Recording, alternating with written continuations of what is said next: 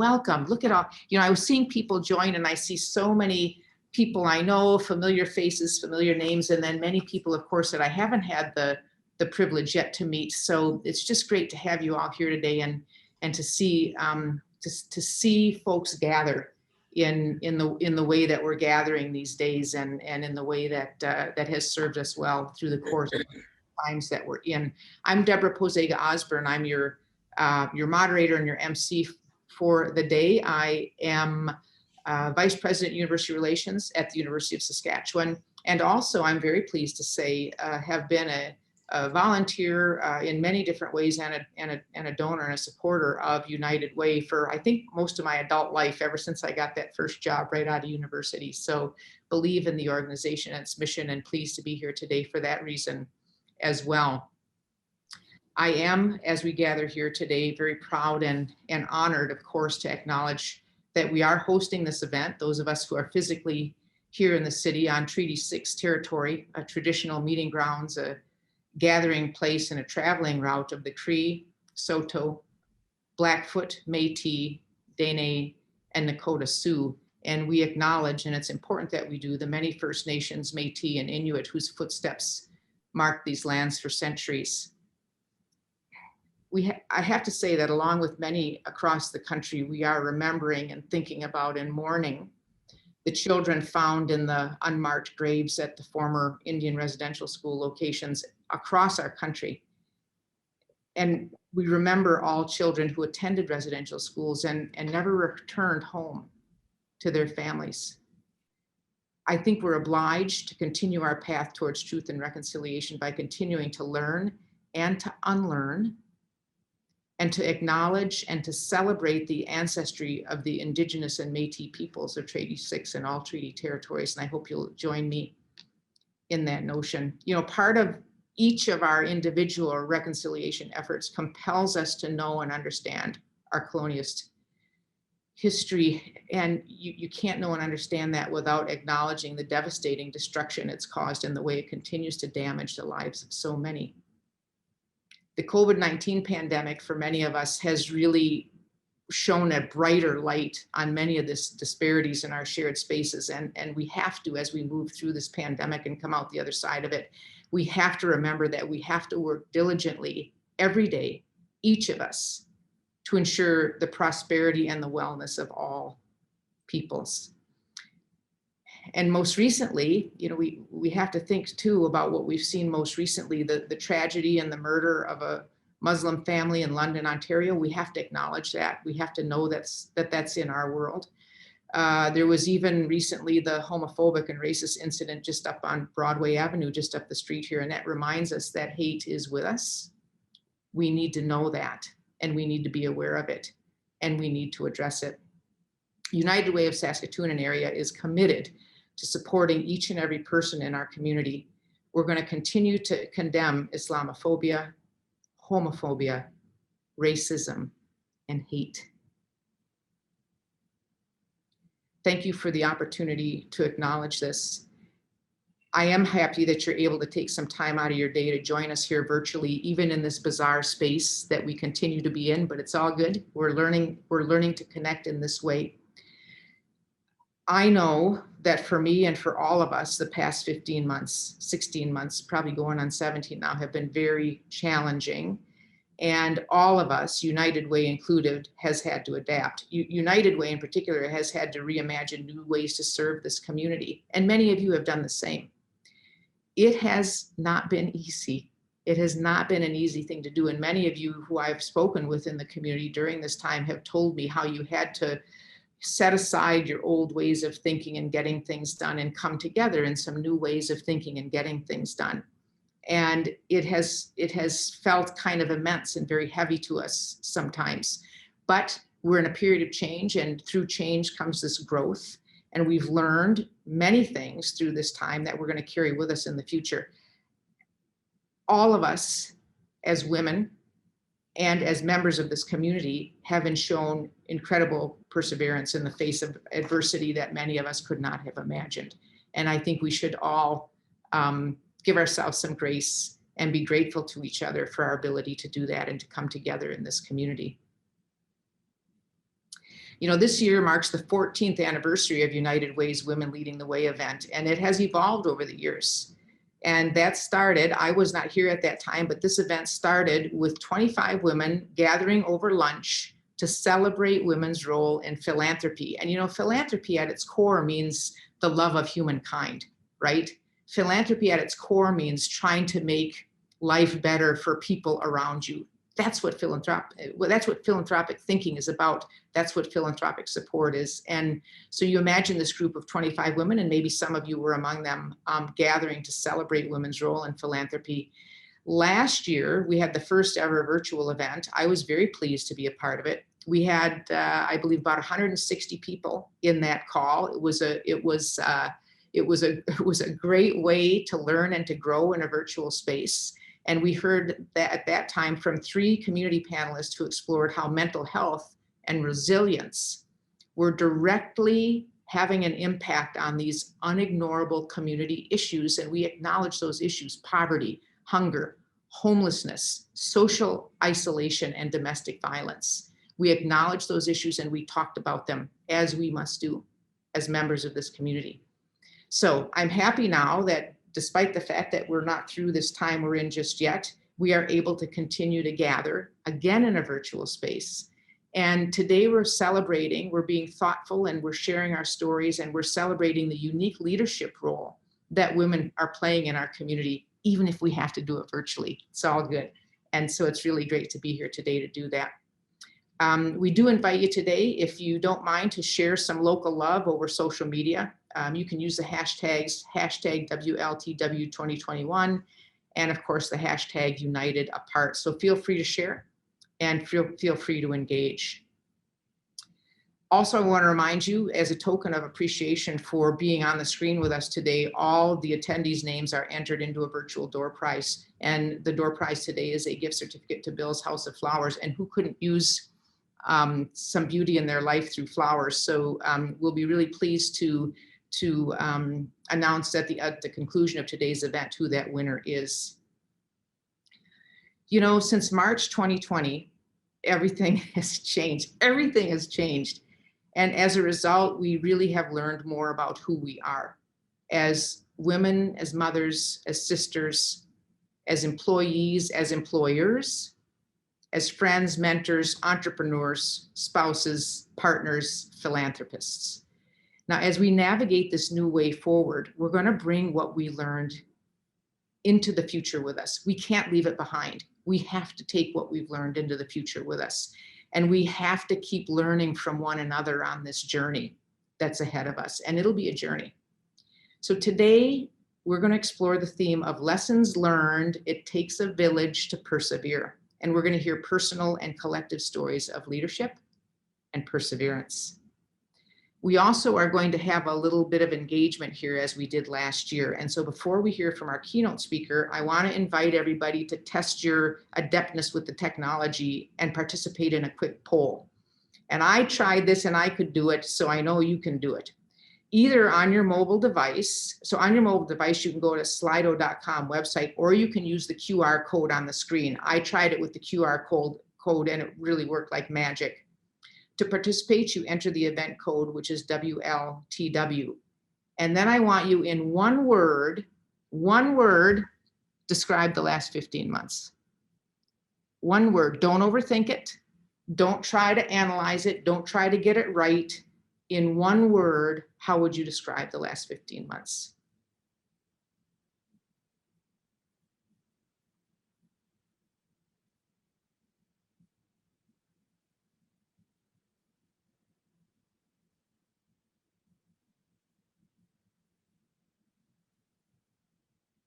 Look at that.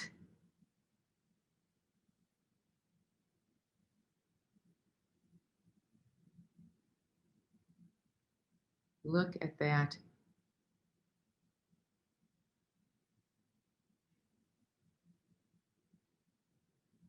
Well, I think we can see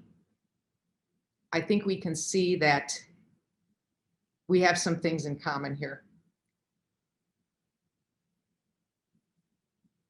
Okay, it looks like all the results are in. I suppose not surprising that challenging and overwhelming and tough are at the front, but the first one that popped up on my screen was wow. So whoever started out with wow, that one got my attention. Eye-opening, lonely in many ways. Yes, you know, here's the thing I would say about what we just saw on that screen. There are lots of people, however you feel, whatever your word was on that screen, there are lots of people who feel exactly like you do. Lots of them. And one of the things that I would say that we can take from all of these challenges, all of this exhaustion, all of what we've seen around us here in this last year, I think what can grow from that is inspiration. Because you know what? We've figured it out. We have figured it out, and we have found ways to get things done and move forward. And really, that's the goal for today. If you haven't been feeling some inspiration, we're hoping by the end of today's program that you do. We want you to leave feeling inspired. We want you to leave feeling knowledgeable and more informed about this important work that's been going on in our community, and maybe shine a bit of a light on that for you today throughout this pandemic. The work that's been done in particular that we can pay attention to would be work that's been done to address two unignorable issues: mental health and support for seniors. And there are those and many other issues that affect all of us here today, either directly and indirectly. And so with that, it's my pleasure to introduce our keynote speaker. Born in North Battleford, Saskatchewan, and a member of the Gordon First Nation in Saskatchewan and a first-generation Chinese Canadian, the Honourable Dr. Lillian Eva Quan Dyck is well known for her extensive work in Senate on missing and murdered Aboriginal women. She was the first female First Nation senator and the first Canadian-born Chinese senator. She earned her Bachelor of Arts in 1966, honors in 1968, Master of Science in Biochemistry in 1970, and PhD in Biological Psychiatry in 1981, all from the University of Saskatchewan. She was conferred a Doctor of Letters, honoris causa, by Cape Breton University in 2007. She has been recognized in a number of ways, just a few examples: a National Aboriginal Achievement Award for Science and Technology in 1999, a YWCA Women of Distinction Award for Science, Technology, and the Environment in 2003, an Atlantic Human Rights Center Award in 2019, and most recently, the YWCA Saskatoon Women of Distinction Lifetime Achievement Award in 2019. And I was at that event, and it was a beautiful and well-deserved honor. She also has been presented 3 Eagle Feathers by the Indigenous community. In 2005, before she was summoned to the Senate by the Right Honourable Paul Martin, the Honourable Dr. Lillian Dyck was a full professor in Neuropsychiatry Research Unit, Department of Psychiatry, and Associate Dean, College of Graduate Studies and Research here at the University of Saskatchewan. During her time in the Senate, she served as Deputy Chair and Chair of the Standing Senate Committee on Aboriginal Peoples. Her priority area in the Senate was the tragedy of missing and murdered women, Indigenous women and girls. The Honourable Dr. Lillian Dyck was able to amend the criminal code to better protect women, especially Indigenous women and other vulnerable persons, from violence and abuse, including intimate partner violence. She also played a key role in ensuring that the federal government amended the Indian Act to remove all discrimination against Indian women whose Indian status was unfairly taken away from them simply because they married non-Indian men. I am delighted, so happy, so pleased that the Honourable Dr. Lillian Dyck has agreed to share her personal story of leadership, lessons learned, and perseverance. It's a remarkable story. Dr. Dyck, over to you. Thank you very much for the kind introduction. I'm going to do a PowerPoint presentation today, and I'm just going to set it up. Okay.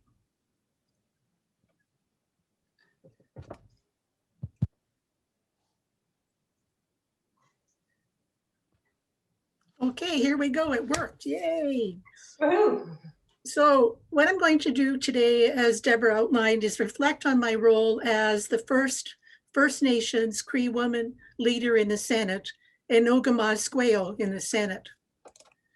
So I was summoned to the Senate in 2005, and my two top priorities were violence against Indigenous women and the missing and murdered Indigenous women and girls, and also equity in post-secondary education. But I think we should be aware that the reality for many women, especially Indigenous women, is the risk of violence perpetrated by men. Now, if we look at Aboriginal women, we find that Aboriginal women are at a much greater risk for violence. Aboriginal women are 3 to 4 times more likely than other women to be sexually assaulted or murdered. Aboriginal women are 7 times more likely to be targeted by serial killers. And simply being Aboriginal is a risk factor for violence for females, but not for males. Now, Debra mentioned domestic abuse and intimate partner violence, and this is a huge issue worldwide. Intimate partner violence is a leading cause of death of women. In Saskatchewan, compared to other provinces, we have had the highest or in the top 2 or 3 for the rate of domestic violence. Intimate partner violence against women is prevalent, but the justice system tends to be blind to its seriousness. Aboriginal women are 3 times more likely to be victims of intimate partner violence and 8 times more likely to be killed by an intimate partner. These horrible statistics show you the reality of violence against women. Now, the COVID-19 pandemic has made the situation worse for women at risk for violence. We know that there has been an increased demand for women's shelters and support services, combined with an increased need for less crowded and more deeply cleaned, disinfected rooms to prevent the spread of COVID-19. So to those of you who support or who work with or provide support for women who've been victims of abuse and violence, I thank you. It's a pressing need for our community. Now, my work in the Senate to help female victims of violence was to amend the criminal code to ensure sentencing is more fair to victims of violence who are women, especially Indigenous women. And this work started in great seriousness, probably in about 2005, and culminated in the passing of a bill in 2019. And on the left of the screen, you see a news article where I introduced a private member's bill early in 2016. Unfortunately, that bill was defeated in the House of Commons, but I persevered and I found an opportunity to amend another government bill. And in 2019, I was able to amend a government justice bill to include harsher sentences for domestic violence against Indigenous women and all women and all vulnerable persons. So I'm going to tell you a little bit about that, those amendments. Now, my amendments to the criminal code, there were 3 of them. The first amendment expanded the scope of intimate partner violence to include not just spouses and dating partners, but to include family members such as uncles and cousins, because we know that unfortunately family members also abuse women. I also was able to add 2 other amendments, which were actually new sections to the criminal code, which specifically mentioned women and Aboriginal women in particular. Now, these are historic changes to the criminal code to make it less blind to systemic sexism and racism that's embedded in the criminal code.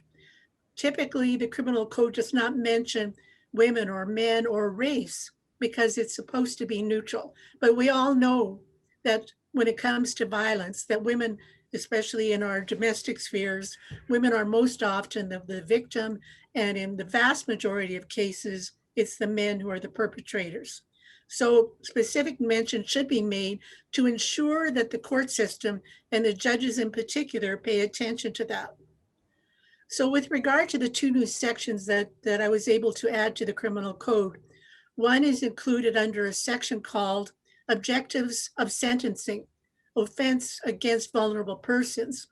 And to describe it, I would say In sentencing in cases of abuse of female and Aboriginal persons, the judge must include denunciation and deterrence as primary considerations. That means he must give a serious and appropriate sentence.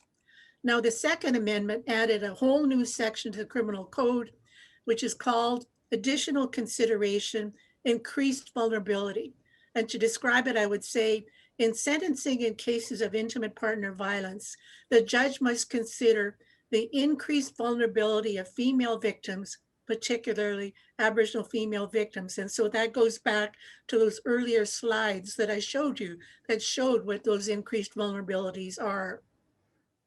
These latter two amendments will counteract the tendency of some judges to impose lenient sentences because the victim is a woman, an Aboriginal woman, or another person vulnerable to abuse. And sadly, we know that the criminal court system is not necessarily favorable to Aboriginal people, so this, and women in particular, so this will offset that embedded discrimination. So the second piece of work that I want to talk about you with regard to my work in this sentence is forcing the government, the federal government, to uphold the rights of Indigenous women who lost their status by marrying out. Now, the Senate got a bill called Bill S3 in the fall of 2017, and over a period of 2 years, we essentially, in the Senate, and the Aboriginal Peoples Committee in particular, and myself as the chair, made the government fulfill their promise. And the bottom on the slide is an article saying that this bill targeting Indigenous rights was a culmination of my career. And it was, and I was so glad to go out on such a happy note. Now, with regard to status, registered Indian status and rights of Indian women, the federal government only recognizes status Indians with respect to fulfilling their fiduciary obligations, for example, to fund reserve housing, to fund education, post-secondary education, and to provide non-insured health benefits. Those will only go to status Indians. So this is now conferring the benefits to the descendants of Indian women who did not have access to those benefits that they should have had. Now, it was in 1869, before the Indian Act even existed, that legislation was passed to deny Indian status to Indian women who married non-Indian men over 150 years ago. Meanwhile, white women who married Indian men gained status. So it was kind of like a double whammy.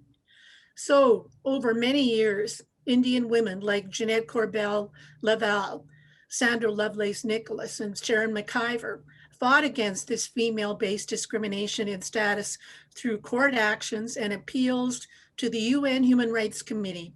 And their wins through the courts and through the UN compelled the government to rectify this situation 3 times. And Bill S3, the one I just talked about, was the last remedy. And this was also the result of a court case initiated and won by Stéphane Deschenaux and Tammy and Susan Yantha, whose status had been denied because I think it was probably their grandmother or their great-grandmother who had lost their status because they had married a non-status man. Now, Bill S3 was supposed to remove all such sex-based discrimination in the Indian Act Registry, but it was mainly through the actions of the Aboriginal Peoples Committee and myself as the chair that the government eventually was forced to amend it to do just that. They kept telling us over and over and over, we have removed all sex-based discrimination, but it was very, very clear from the witnesses who appeared at our committee that that was not the case. So passing this bill was actually an historic victory for the descendants of Indian women whose status was wrongfully revoked. After 150 years of discrimination against Indian women, many hundreds of thousands of their descendants have been denied their rights to their culture, their language, health benefits, and so on. And in fact, I myself and my son were denied those benefits, and I regained my Indian status in 1985, and my son was eligible in 2010 due to those court cases that I mentioned previously. So historically, revoking of Indian women's status dates back to 1869. It was the first method used by the federal government to limit the number of status Indians, to limit their financial obligations, to break up family connections, and to assimilate Indians into the off-reserve settler communities. This fact is not well recognized. But I think over the next few years, it will become recognized as the very first action that the government took. Debra mentioned Indian residential schools. That was another method to assimilate Indian people into the settler ways of thinking. My mother was an Indian residential school survivor, and I, as her daughter, did not thankfully have to go to an Indian residential school. And ironically, that was because she lost her status. Had I been status, I would have had to attend an Indian residential school like my cousins. And I am so thankful for my mother that I did not have to suffer that fate. So with regard to my career in the Senate, how does one become a leader and accomplish change? In my experience as a racialized female, you have no choice but to become a leader if you want to survive and make a difference for yourself, like for others like yourself. Racism, sexism, and institutional resistance, including the University of Saskatchewan and the Senate of Canada, were major obstacles and roadblocks. These taught me to take different routes to achieve my goals, to never give up, to be determined, to seek allies, be stronger, have courage, challenge the colonial authorities and their unfair rules. In fact, I will say when I was at the university, I was considered somewhat of a troublemaker and a strident feminist. And then I became a senator. And miracle of miracles, as a senator, I was able to amend 2 laws to make the criminal code more fair for women and Indigenous women in particular. And now I'm seen as a champion of change. So what were the lessons I learned on the way? Boy, I'm going through this quite quickly. I'll slow down a little here. Lesson number 1, which I call the prime directive for all you Star Trek fans. Don't become one of those guys. Now, I was a woman in science, so I was the only woman in my department. And of course, the guys, and here's a kind of a nerdy depiction from Gary Larson of scientists. There's a lot of laboratory peer pressure to become one of the guys. But I would say don't join the colonial old boys club, as if they would even let me in. Don't drink the magic Kool-Aid. Behave exactly opposite to them as a leader. I got so tired of authoritarian leadership. Don't let them hook you into arguing needlessly and behaving badly. Unfortunately, I had a few of those in my lifetime. Lesson 2, stay true to yourself and your leadership style, empowering others. And you'll notice a theme in this picture, the hands up, ready to battle, ready to change the system. Lesson 3, find supporters, allies, and accomplices. And there's a couple of pictures here, again, with the arm up, people that will help you achieve a common goal. There's a common goal. Lesson 4, don't sweat the small stuff. Some days are just bad hair days. Lesson 5, resist the temptation to give someone the finger. Honestly, there are days when you just want to do that, but nope. And actually, these are chicken feet, so they're actually chicken toes as opposed to finger. Lesson 6, sometimes you need to be a skunk and create a stink, but only when absolutely necessary to make things happen and earn respect. As women, we're taught to be polite. And I think that's absolutely wonderful. But sometimes you do have to create a stink. And I think in my career, In the Senate, I think I created a stink maybe 2 or 3 times, but only because people were just not getting it. It was the only way that I could get attention and move things forward. And I did gain a lot of respect. Even at the university one time, I lost my temper and I was quite surprised that afterwards, my direct supervisor said to me, he was proud of me for doing that. And all those years, I thought, wow, you know, men earn respect for losing their temper. That was a complete surprise to me. Lesson 7, be rock solid in your values and your principles. In order to act with integrity, be immovable and impervious. Now, this is a birthing stone. And so I thought this was the appropriate stone to show. This is an ancient birthing stone near Herschel, Saskatchewan. It's on a very sacred area called Ancient Echoes. People will try very much to have you do things that may not necessarily fit with your values and your principles. That happens throughout my career. And I have found that for me, being rock solid, although it did create problems for me, was really the thing that really kept me on the straight and narrow. And I absolutely do not regret having done that.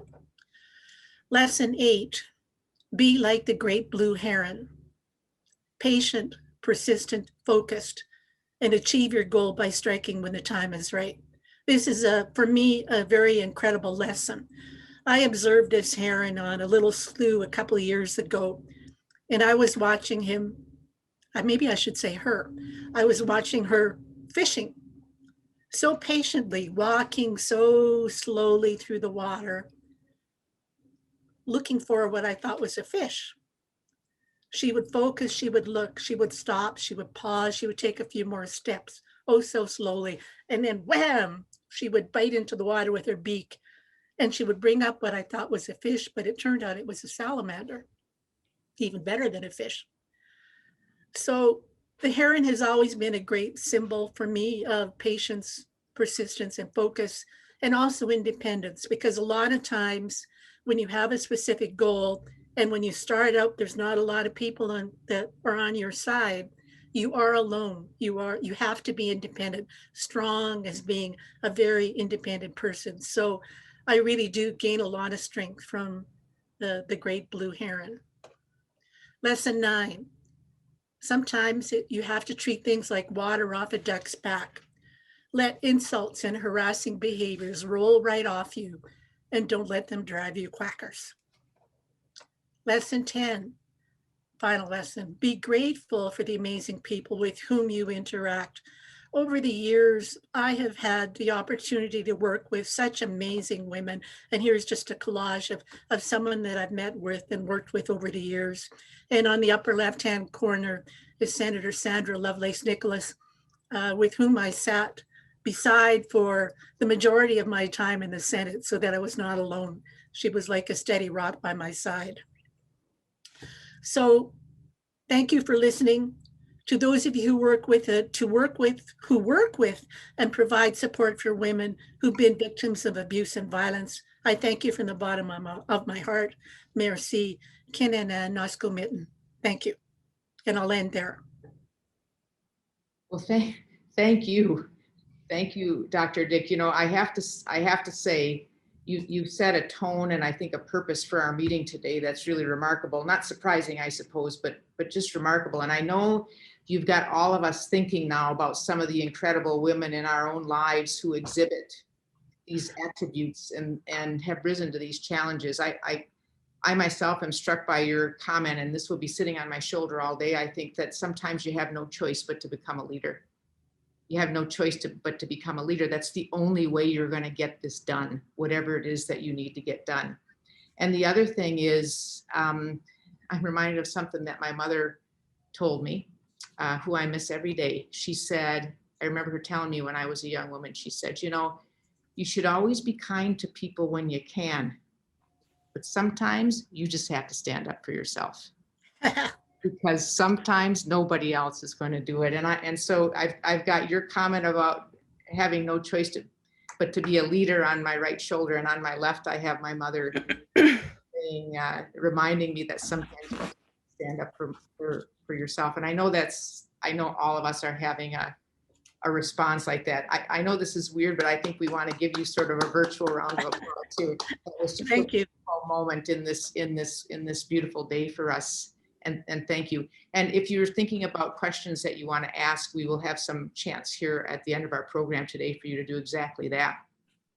Now we've got 2 impact speakers coming up, but prior to that, we're very privileged to have a different way of sort of thinking and setting a tone and getting us to be thoughtful about this day. And to help us do that, I want to introduce Janelle Aboriginal Puwapskonius. I've had an opportunity to meet Janelle just as we prepared for the performance that she'll give today.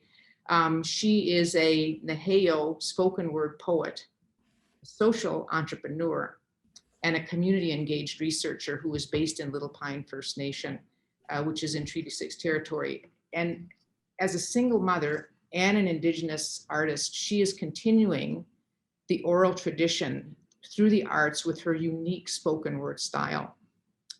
She does this by sharing stories and art that highlight both the complexities of Canada's colonial history and the resilience and the healing and the connection to this land. And we keep learning and learning more about the importance of connection to this land.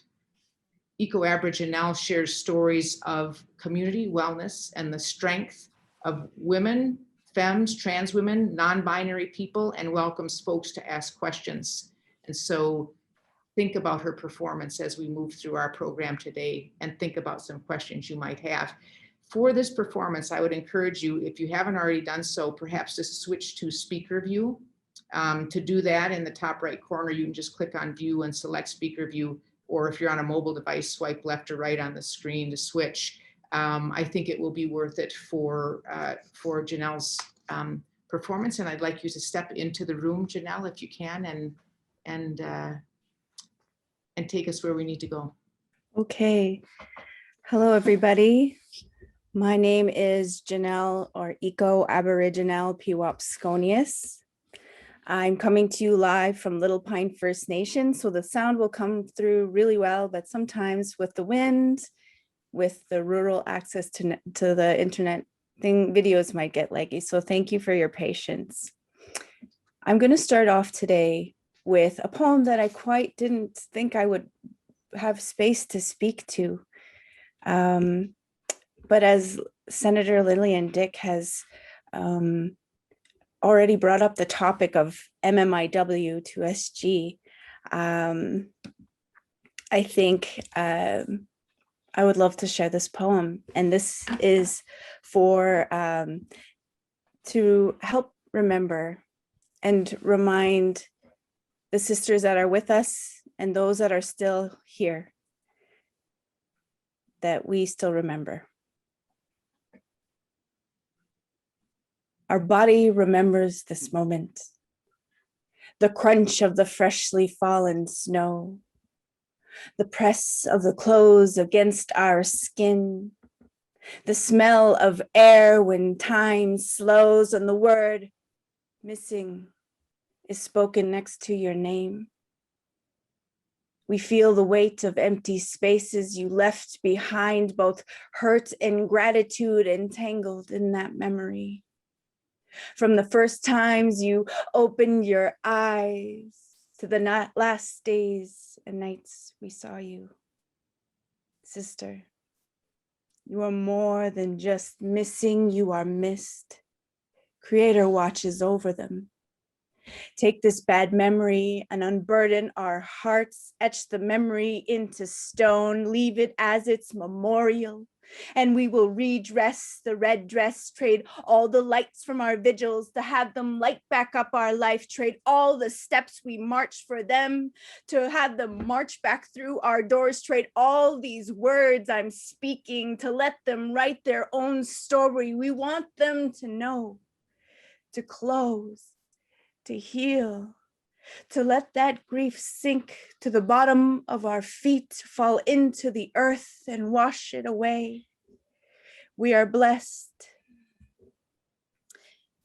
We were blessed with the time you gave us. We are blessed that you chose us, sister, And when we speak your name, shout your name, yell your name, know you are not alone. And sister, we will not forget you.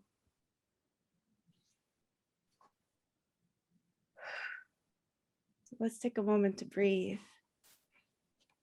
That heart tug is your empathy. You know how it feels now, just a little, to be part of this epidemic of missing and murdered Indigenous women, Two-Spirit and girls. And how do we measure that pain? It's hard. But we carry a lot as women, Two-Spirit, non-binary, and femmes. And I wanted to share another one for the young women. And I'm not sure if we have any youth in the space, but this energy is for them, and know that it'll reach those who will need it. This one is called To Our Young Women. Love, Janelle. It seems being trans, femme, Two-Spirit, or woman in this time is hard.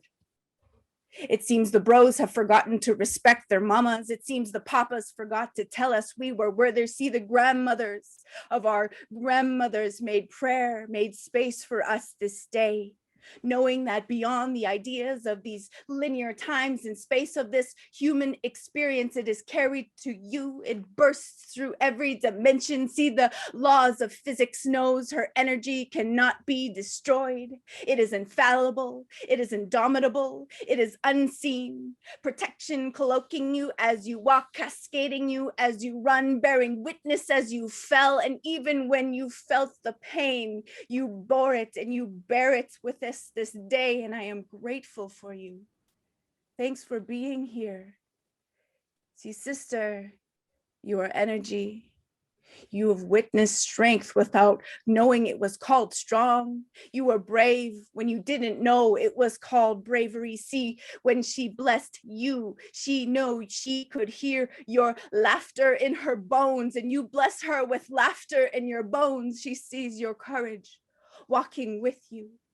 Be it down 20th Street, Sesame Street, or even down Wall Street, those colonial constructs are not the softness of your feet. See, the laws of universal gravitation states an object attracts another object in the direct proportion in their combined mass and inversely related to the square and distance between them. See, when the world is getting you down, know that the power below you is in the direct inverse proportion, lifting you up. Queen, you are energy, not to be destroyed.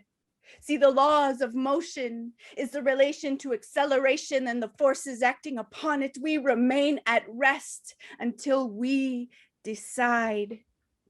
We decide, be it energy of our motivation or the prayers of our ancestors, know that when we push forward, we will meet force in equal and opposite reaction, but we meet them anyway. See, our power is our choice. The patriarchy and forces try to keep us down and motionless. Do not let it. In the moments of quiet, you will hear them. Light hum. In the moments of darkness, she protects you with a light. Too many sisters have gone not knowing they were light. See, you are energy. You are blessing, you are existing, surpassing impossibility. You are energy, and matriarchs made of matriarchs, form of beautiful human, followed with a line of humans who have lived and loved and carried strength. So it courses through you. It flows from you. Her energy cannot be destroyed. See, you are energy, so love it and protect it. Uplift with it, including everyone, and even the Black people in it, and then pass it on. So I had that published within the Young Women's Utopia Initiative, which is a project that works on gender-based violence within Indigenous communities within the core of Saskatoon. And they work on projects to help uplift girls and Two-Spirit people. And that work was so wonderful because it combined this beautiful art of word. And I got to be the nerd, the physics nerd that I have deep down inside of me, and create this wonderful poem. So that was really wonderful.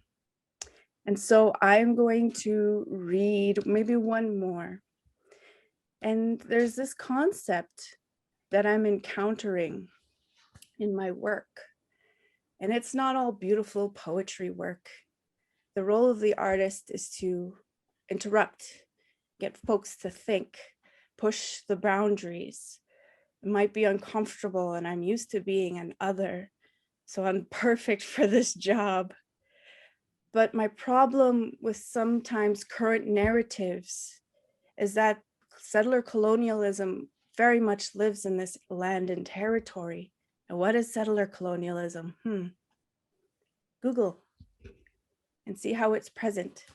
And I see it present on narratives in the land. Where is treaty when you say prairie proud? Where is treaty when we talk about agriculture and our social bringing of the healthcare system? So this one is for bringing people to the land. This one is my act of loving myself, and not in response to this erasure from these histories, these identities, these current realities that even some of us in the Zoom room are guilty of. But know that we know that now. So this is our way forward. I hope that what I said maybe challenged you in some way. And I hope that in bearing this truth and this story to you, that it might make some change. We need the help of white women. You are powerful. So this one's called I Hold the Sun. I hold the sun. With these outstretched palms, I am one of this prairie, wearing the soil upon my skin. I am one of the seasonal cycle. I am this land. The body of water and blood and bone flow freely, holding water above and between surfaces and in silent nights, magnetically pulling me to equator. Call me into the tides to balance and to center, to place between myself, between this land and creator. Photosynthetically, I breathe life from breath, wind, and words, spitting new ideas, moving stories, and uplifting in my breeze. A combination of carbon, life form, and water, and combustion all at once on all the ways that I am in my feminine and my masculine, connecting through the water, moved by the wind, boldened by the fire. I wear the sun upon my skin and hold it. Thank you for your time and attention today. And it means I'm really grateful for the opportunity, for the privilege of education and art and a platform, and for all the work that is going to come out of possibly what happens today. Thank you. Have a great day.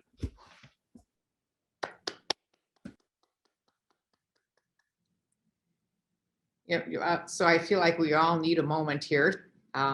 It's just to take a breath as you asked us to do before, Janelle. That was thought-provoking and powerful and full of the kind of insight that I think your work can bring to any table like this. So I really want to thank you for that. Of the many beautiful and important things that you said, one of the things that is ringing in my ears right now is you said you are powerful. You said you are powerful and we need you.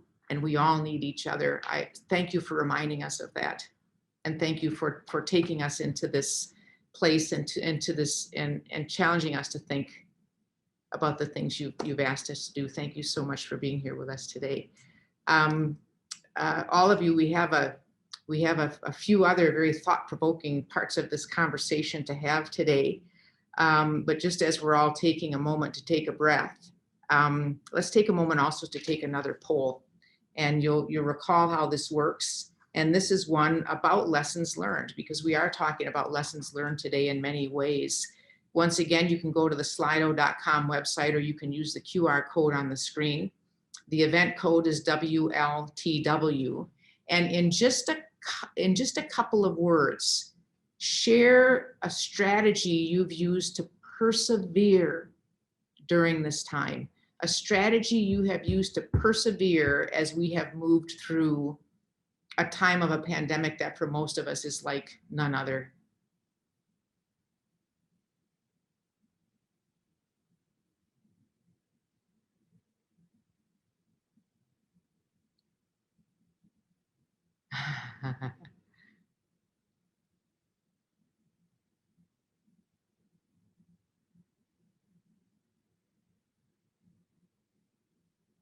That's beautiful.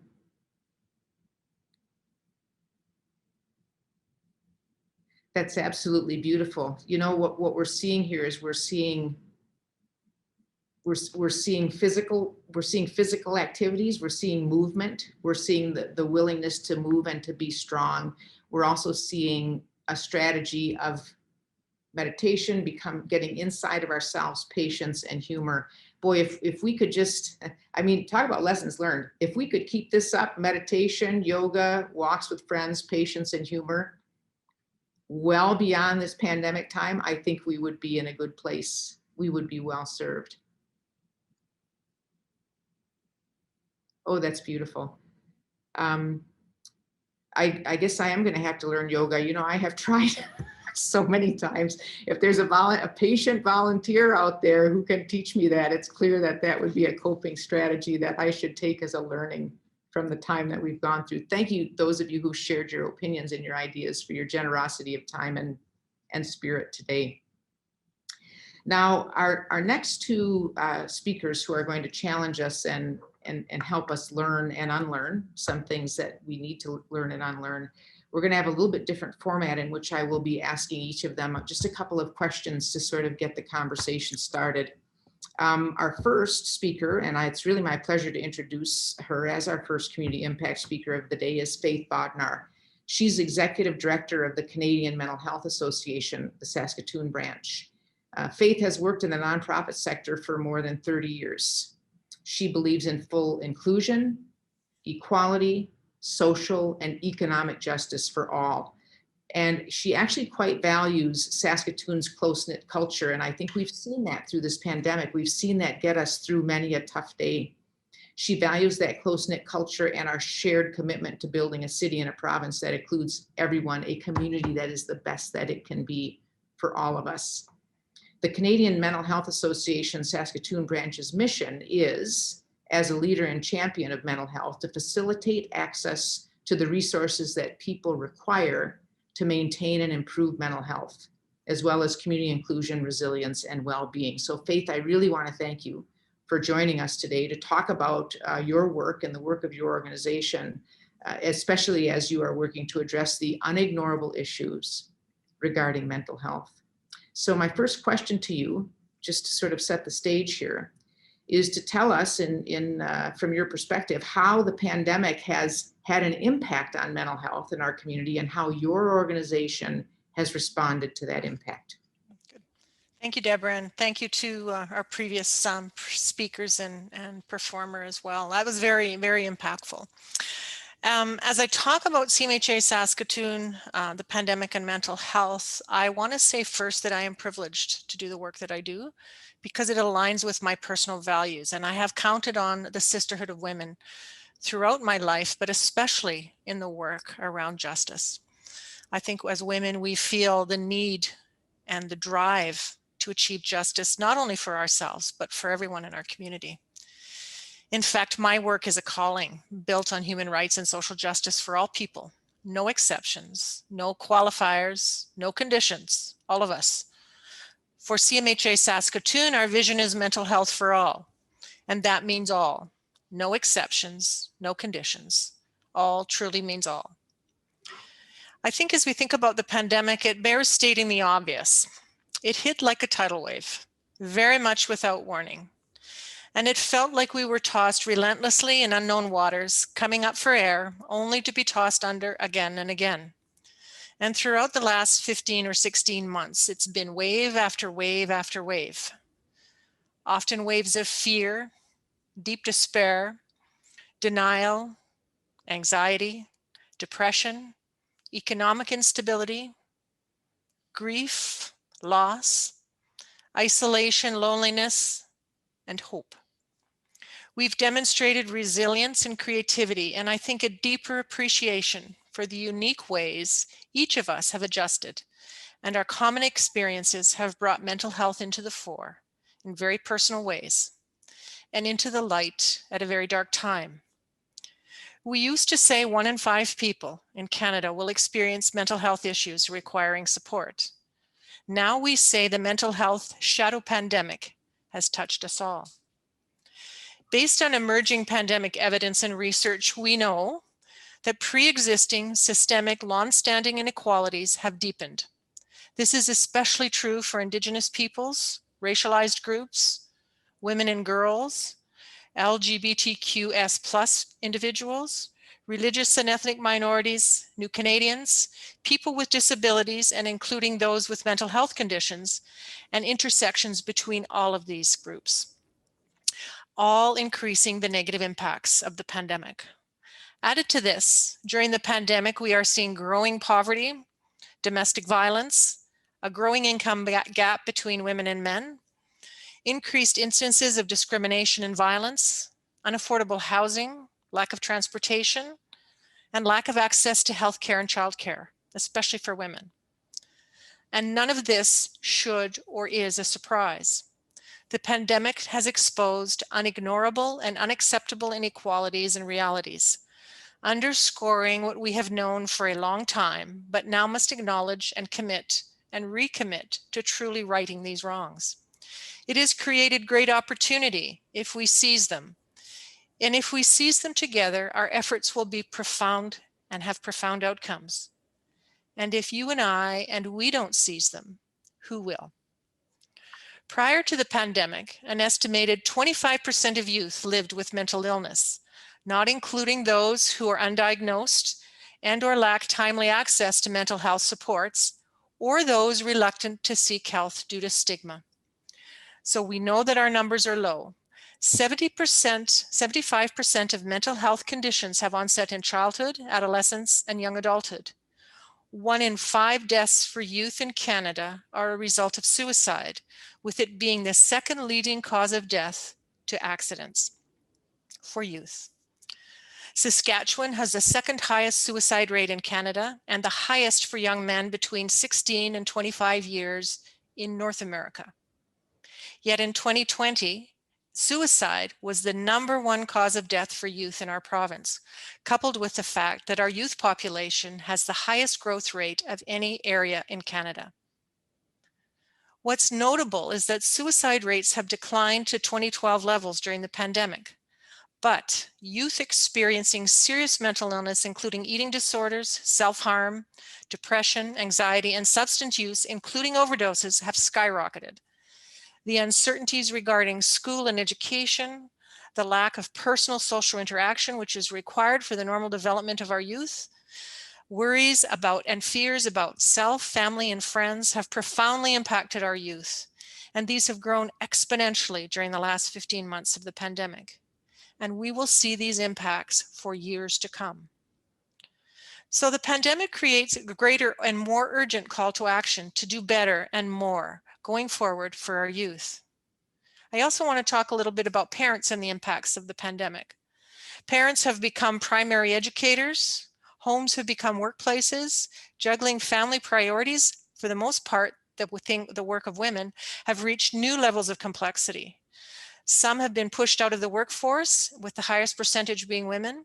Family relationships have changed. Mothers, especially new moms, have lost significant supports as a result of the restrictions of the pandemic. We also know that frontline workers, who are too often the lowest paid, have borne a disproportionate burden during the pandemic, and they are tired and they are scared. And the call for mandated paid sick leave grows, as it should. Paid sick leave should not be a benefit for some, but should be an expectation for all. Many of our elders suffered alone in long-term care, and we have been called to examine how we care for our elders, knowing that what we do today will be what we can expect for ourselves as we age. Healthcare workers are our true heroes, working relentlessly to keep us safe. We know that the resilience bank people entered into the pandemic with is very much depleted, and that when we entered the second lockdown in November, our resilient banks were running close to empty. CMHA Saskatoon moved and pivoted quickly. We acted, as all nonprofits did and community agencies did. We shifted. We worried about the impacts for those with pre-existing mental health conditions. And we worried that they would be more significant, and they were. We've also seen people connecting with us who have never in their lives reached out for mental health supports. So what have we done? Well, we pivoted immediately in March to virtual services and supports. We reached out to our clients, past and present, to ask them how they were doing. We started supporting more and more people in new ways. We shifted our focus to supporting wellness and self-care, providing connection, the most current and accurate COVID and mental health information. We helped more people navigate COVID and accessing health and mental health services. We reached out in every front we could find, offering our best support and counsel in unprecedented times. We provided access to new software so people in our groups could connect. We initiated special projects at a time of incredible pressure that will continue after the pandemic. We started a holiday hamper program. So the 12 days of Christmas provided things for people to do and to experience over the holiday period, which is a very difficult time for people and extra difficult during the pandemic.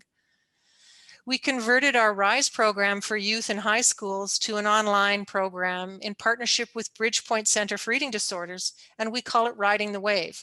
And what was initially offered to only a few high school students in this city will now be available anytime freely for students across our city. We launched a new website in April, huge amount of work. Our old website was really outdated. We have a brand new one that will hopefully meet the need for many years to come. This next week, we'll be launching our CMHA Wellness Hub. Prior to the pandemic, CMHA Saskatoon delivered in-person workshops to over 5,000 people in our city. We knew that we had to continue doing that, but it would be virtually. We know that after the pandemic, we will also continue to do virtual workshops and give access to resources, but we'll also convert also to in-person as it's safe and as people need. So we've really expanded who we serve and how we support people.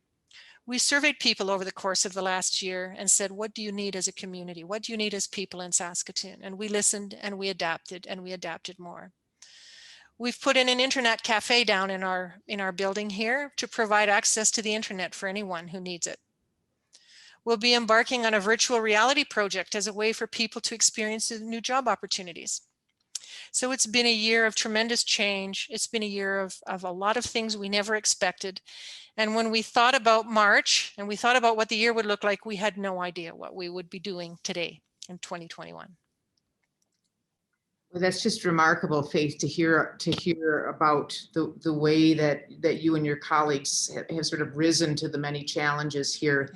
I wanted to ask you how your organization evolved during this time, and I think you've addressed quite a bit of that already. Yep. Wondering if there's anything you want to add to that, and maybe let us know what that means going forward. I absolutely will.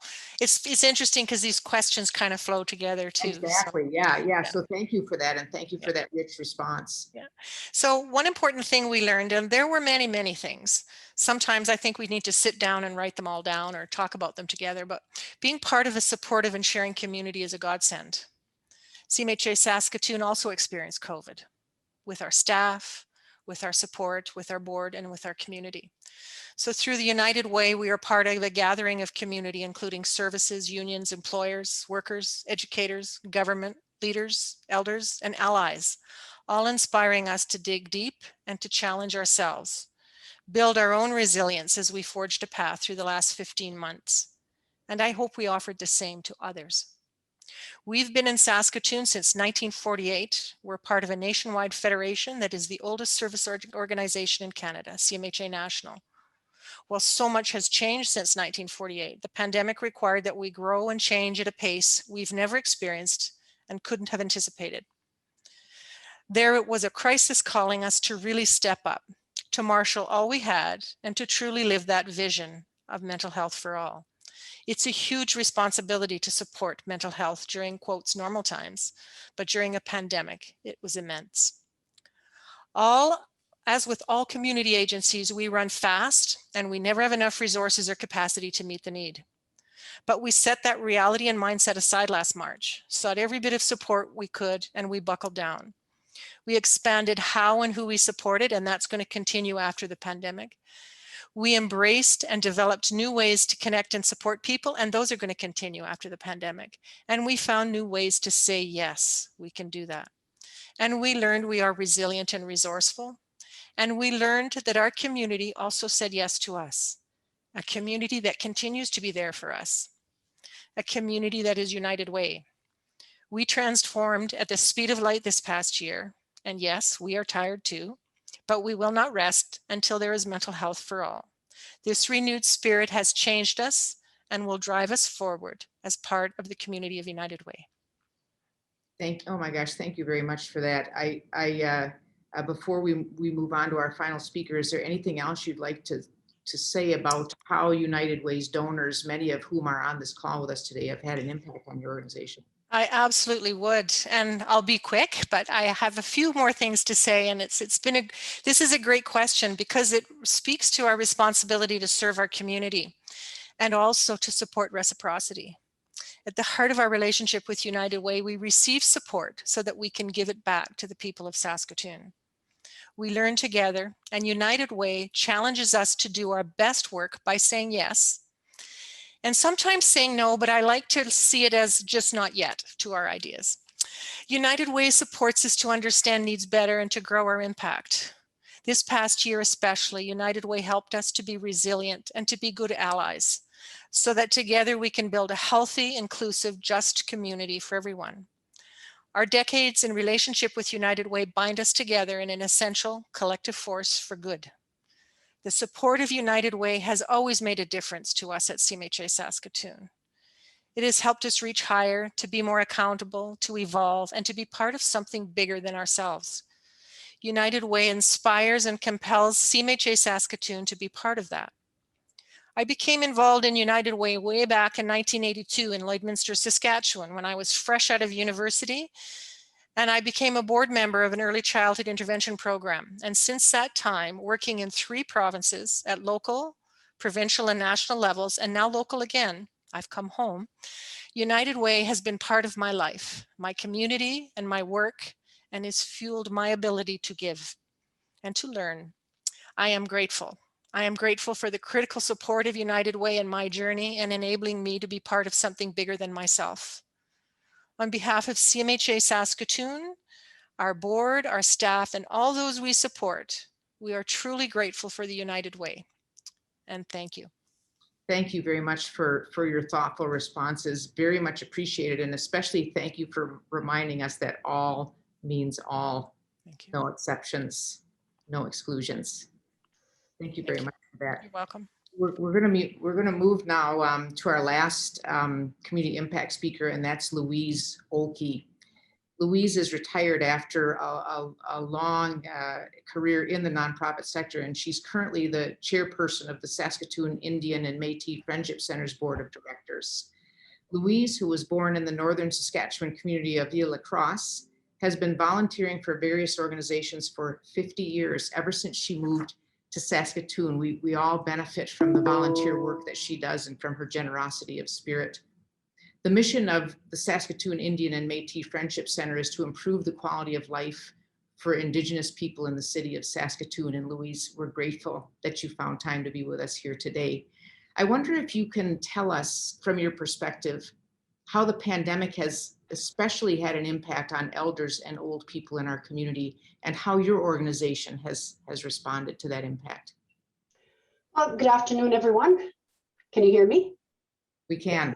So again, I'll say good afternoon, and thank you, Madam Chair, and the United Way for inviting the Saskatoon Indian Métis Friendship Center to speak at this 14th annual virtual Women Leading the Way gathering.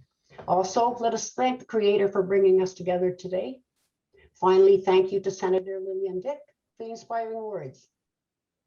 Elders in our community, as well as others, are an integral part of our community. They have the collective wisdom of our people, which is based on their life of experience.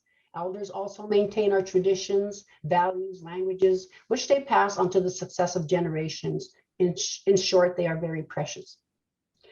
Prior to the pandemic, the Friendship Center was hosting afternoon gatherings consisting of minority, newcomer Canadians, non-Indigenous Canadians, and Indigenous elders.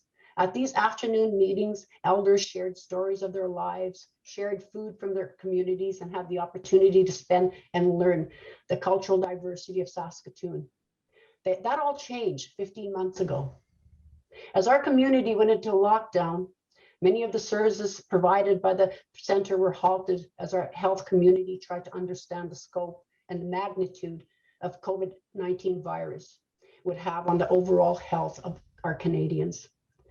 As this relates to our elders, the COVID pandemic shattered the norms of our community as children and grandchildren could no longer visit their grandparents. Further, our community could not engage in many of our ceremonies, which are primarily led by our elders. Finally, many of our elders who were of poor health could not access the proper health care services, which led to further complicate their mental and physical health. I'm proud to say, to these 15 months, the Friendship Center was only closed for the first 2 weeks at the beginning of the COVID outbreak. But at that time, we realized our elders were suffering from poverty, food security issues, loneliness, and a host of other issues, which was having a negative impact on their lives. One further note, many Indigenous elders are primary caregivers to their grandchildren, who also need the basic necessities of life, along with navigating the whole in and out of school problems facing our community in the early stages of the pandemic. Out of this complicated scenario, the Friendship Center launched a program called Uskalpiwis. It's a project which was designed to help our elders. In Cree, Uskalpiwis means helper, elders helper, which is exactly what the Friendship Center staff did, helped our elders over the last 15 months and continue to do so today. For example, with regards to food security, the Friendship Center provided hampers to elders to help ease their food security problems. Additionally, we provided PPEs, hygiene products, helped them with their medical issues, provided them with traditional medicines so they could continue our ceremonies and gain some spiritual respite. Finally, as the many elders are primary caregivers to their grandchildren, the Friendship Center provided computers to the elders so they could visit virtually with their families, friends, and their grandchildren. The grandchildren could use the computers on online learning, staying at home safe from the COVID virus while continuing to further their education. All in all, the Friendship Center looked outside the box to ensure our elders and their families were looked after. Boy, that's remarkable and so needed. That response was so needed, clearly. You know, like other organizations, yours probably has had to evolve now through this period. Maybe you can tell us a little bit about how this period of evolving and changing how we might see that in the future, what that means going forward for you. Well, the Saskatoon Indian Métis Friendship Center has always been a hands-on organization that helps all people that ask for assistance. And as the COVID pandemic forced us into little silos of safety, the Friendship Center could not engage members of our community in the same way. Doubtlessly, Friendship Center had to adapt to protect the staff who were still interacting with our community in a limited fashion. And we also had to be sure the safety of our elders whom we were trying to help. Therefore, the Friendship Center developed COVID policies and procedures, which enabled our staff to continue the programs and services desperately needed by our elders. We redeveloped our Facebook website, which made possible the sharing of information on COVID, which in turn empowered people to make educated everyday decisions, which ultimately impacted their lives. So we worked with many community-based organizations, sharing information, resources, and bolstering each other to resolve and facing the mountain of despair and stress our community was encountering. To me, the COVID pandemic was the impetus for all organizations to understand that we could not work in isolation. We need to pool our resources, human and otherwise, to help our community transcend the suffering and trauma we're all facing. The old paradigm of the crabs in a bucket, where the crab at the bottom of the bucket kept falling, all the other crabs back down into the bucket, did not apply at this time. A new shift occurred when the crab at the top, helping the crabs at the bottom make it to the top, ensuring we as a community rose above our organizational differences and work together. There is no turning back. Once the pandemic subsides, we must continue to work together as collective partners to ensure members of our community receive the best programs and services available. Oh, remarkable. Thank you. We should all be the crab at the top, I guess. Exactly. Wonderful analogy. You know, there are many United Way supporters and people invested in that organization on the call today. Just as we move into our few questions here, can you just talk a little bit about how the United Way donors have a positive impact on your work? Okay, so if you can imagine, the Indian Métis Friendship Center has helped over 52,000 people during the pandemic. Through our breakfast program, our summer and outreach program, our Friendship Center was able to feed thousands of people who were just not making ends meet. Furthermore, members of our community still needed the everyday necessities of life, such as food, PPEs, clothing, and resources to pay their bills. They continued to live, albeit in a limited fashion, and required counseling from mental health therapists or assistance from elders to help them cope with all the stresses they were facing. As mentioned earlier, by working in a partnership with the United Way, the Friendship Center could help the most vulnerable in our community, our elders. United Way funding enabled the Friendship Center to offer the Uskalpiwis program and the breakfast and the summer meals program. In doing so, the United Way worked with the Friendship Center to eliminate hunger and allow people to have at least one warm meal during the day. Doubtlessly, it helped people stay strong physically and strong with the belief they could make it through the days ahead.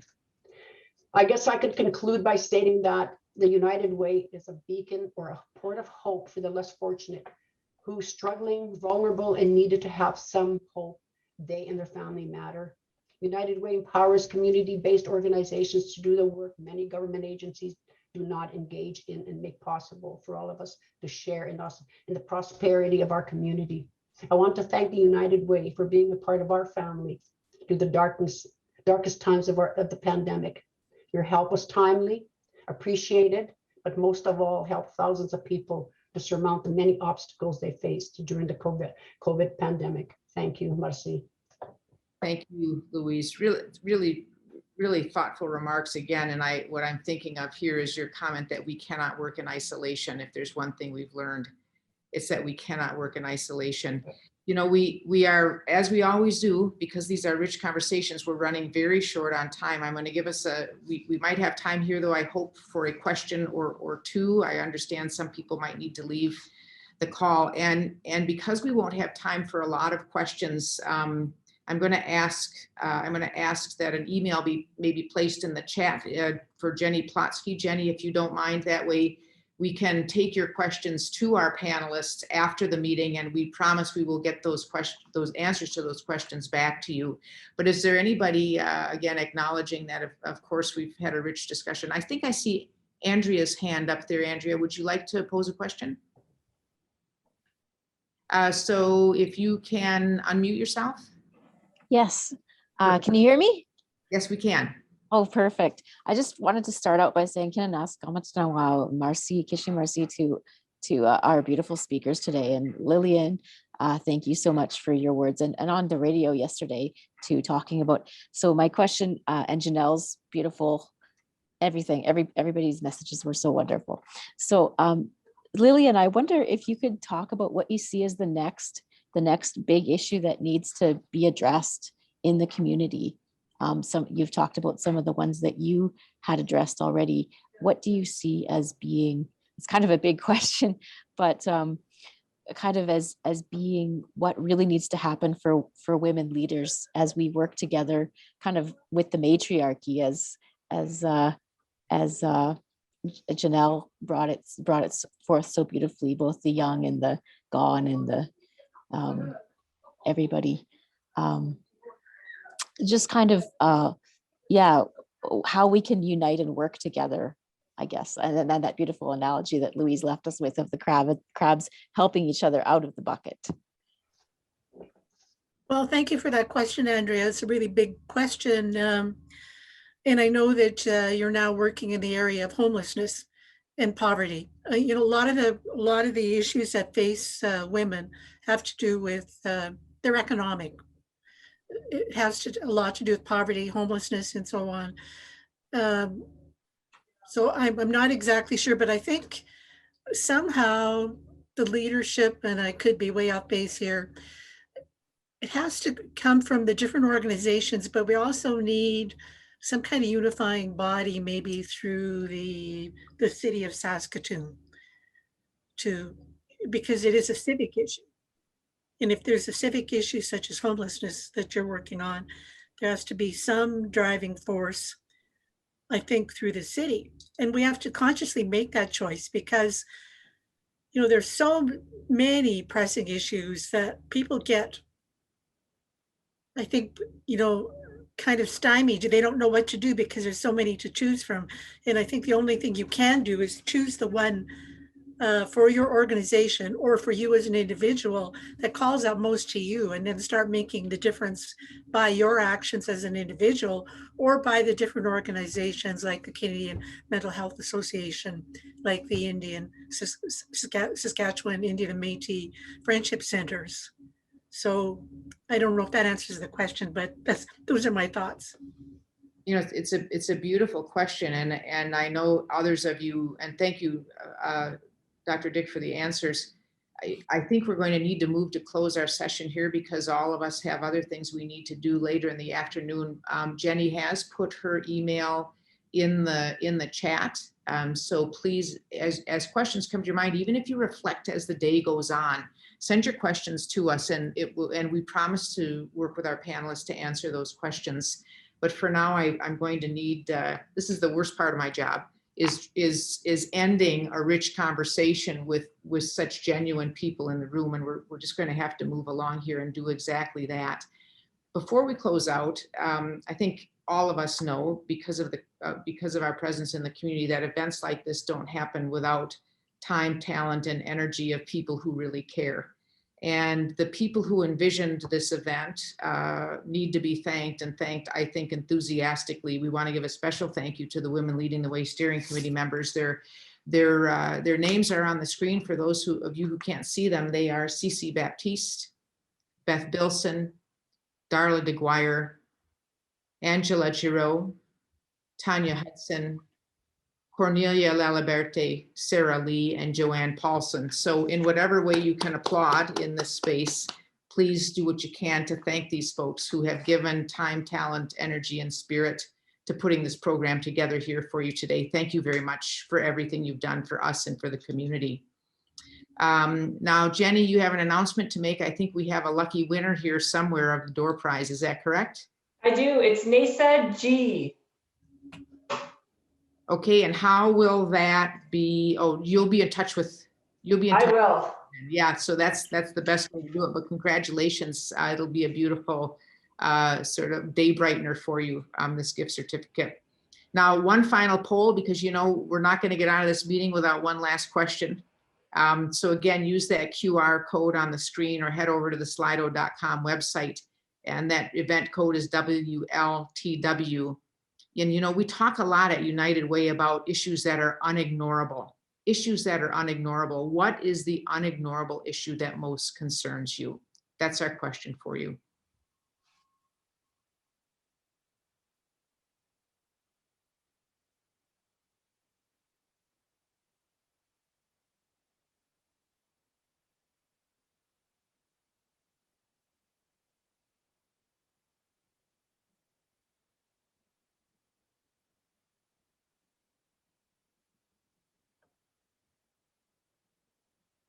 Look at that. So remarkable, just remarkable. We've got mental health with 40% thereabouts, poverty 28, 29, 30% thereabouts, homelessness 16%, domestic violence 9, hunger 4. And you know what I want to say about this is that all of these issues are linked. They do not, one does not operate without the other. Each contributes to the other. And that, I think, is the work of all the people in this room. And that's the work of United Way. And that's the work of all the organizations represented here today, is understanding that these issues, they are interrelated and they are unignorable. And our ability and willingness to gather around these issues is going to make this community the best place it can be. And as we learned today, we're just the people to do it. We don't have a choice but to be leaders, and we sort of need to get on with it. So I want to thank everybody for being here today. I really want to thank you for celebrating the people in this call and all of the contributions that women make to our community. I hope you're inspired. I know I am. I know what I'm going to be thinking about all day and for the next few days for sure. And without people like you in this community, the community would be a very different place. So thank you for being who you are. Thanks for bringing your whole self to your work every day. Please stay in touch with United Way through all of our social media channels. We're on Facebook, Instagram, Twitter, LinkedIn, you name it, we're there. And most especially, we look forward to seeing you in person just as soon as we are able. So take care, everyone. Have a great afternoon and stay in touch.